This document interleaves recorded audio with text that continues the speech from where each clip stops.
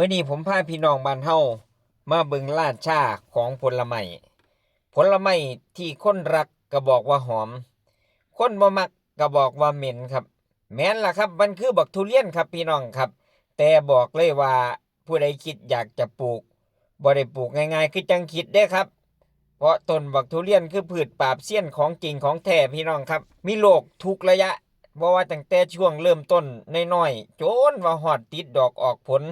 ก็ยังมีโรคกวนอยู่ตลอดครับสำหรับบักทุเรียนว่าจะเป็นแมลงหรือว่าจะเป็นเชื้อรา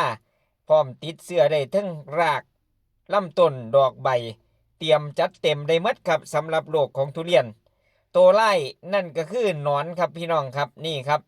เจาะลำต้นเลยครับนี่ครับผมเห็นพี่น้องไทบ้านเพิ่นปลูกเนาะพี่น้องเนาะโอ้ยเบิ่งแง่งยากคักปานนี้ล่ะพี่น้องครับ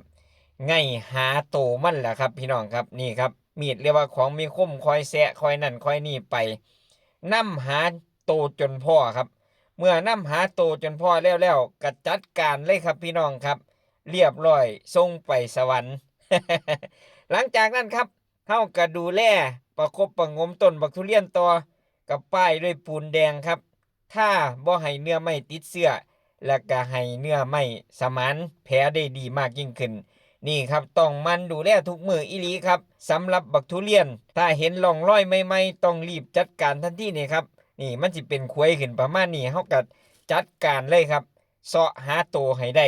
ทุเรียนปลูกได้แต่ต้องใส่ใจทุกมือครับสมกับเป็นราชาของผลไม้อีหลีเนาะพี่น้องเนาะอุ้ยเห็นแล้วจะเป็นบ่สวง